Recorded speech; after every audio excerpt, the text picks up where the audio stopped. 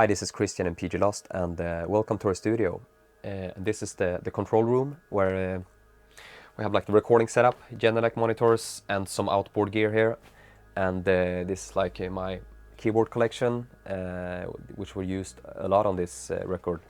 And this is my favorite, the Juno 60, made by Roland. I think it's on almost all the tracks on the album. And also the Mini Moog. I got it last year and it's completely fell in love to it. So yeah, I guess that's it. So let's go into the recording room. So this is the recording room, like not super big room. It's kind of dry sounding, so we often put up room mics in the toilet actually. That almost works like an echo chamber to make the room sound bigger. So we can check over here. We have the drum kit for the new album. We use this Ludwig Black Panther kit, vintage kit. Sounds amazing. And Martin used a D drum snare and Meinl cymbals since a few years back. And for me, on this record, I used this Sun 300T head that I think sounds amazing. I bought it a few years back, and I will probably never change amp ever. It's amazing. And for guitars on this record, we kept it quite simple. We actually used this, I think I would say on 80% of the song, we used this Sun Model T reissue head through this Marshall cabinet 412. Like great amp, very like wide sounding. You can like get a really good clean tone into it, and it can sound really dirty. Even though we had this one, we preferred this one actually over this one, even though this one is a real classic.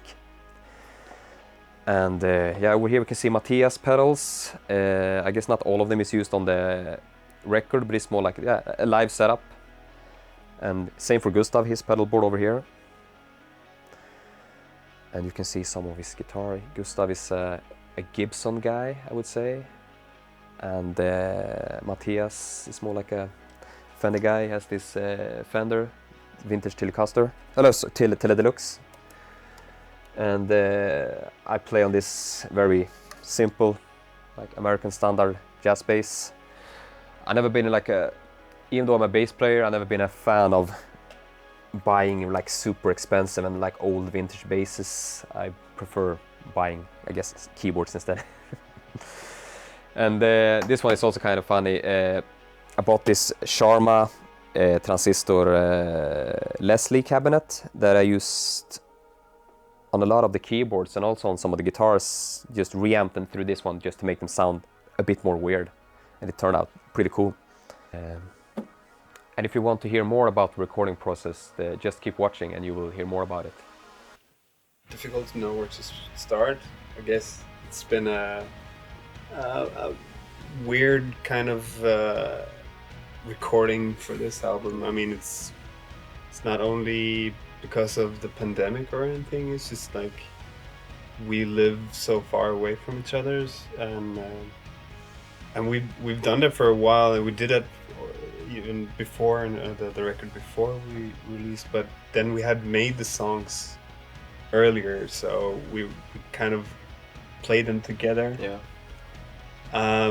So I mean, that was the initial start for this recording, or this album cycle, that we had to figure out a way to make the songs differently than we have before. And it was a challenge, at least for, I think, Matthias and me, because we were the ones away from the other guys, to kind of contribute in a good way to the songwriting. We just had to be much more efficient when we met each other. Yeah, I guess the difference from previous albums is that I remember like when someone had an idea before, we could always try it out in the rehearsal place, and now it was more like record an idea, send it over, and like try to get some feedback on it. And when we had the time, and when you guys came over here, we had like maybe just one day to like try out stuff on it, and then you had to go back home again. Yeah. So it was much more like sending stuff back and forward instead of just... Yeah, it was way much less spontaneous in the way we made the songs. before we started recording, we talked about like, yeah, we're gonna borrow our friends' really good guitars and amps just to get more options on. I mean, we have a lot of amps and stuff. We have a lot of options, but we thought let's try something new, something different. And I remember you and me went out here to start tracking my guitars, and then we tuned in a sound on one of our amps and just like, oh, this sounds quite good. Let's try this song on this one. And it just went well, and then okay, let's do it on this song, and it's just like ended up. It's the same amp. Yeah, setup. it's like for the whole album, we have like the same mic placements of the amps, just one SM57 and one U87. Yeah. And it's the Sun Model T reissue had through this Marshall It's cab a Marshall 412. cab 412, yeah. So it's very basic. Yeah, and I mean, we only kind of tweaked the gain a little bit like cleaner and a little bit dirtier. That's kind of it, and then used as few pedals as possible. I think.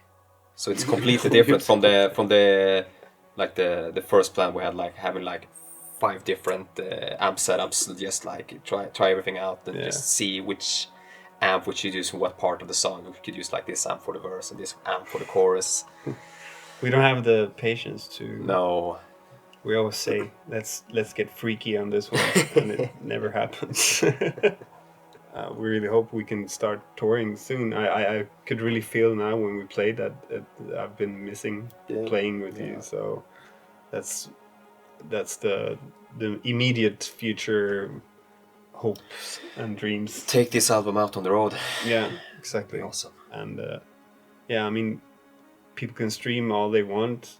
That's really nice that people do, and people appreciate the music. But it's when you play live, when you get the interaction with people, that's the most important, I feel. Yeah.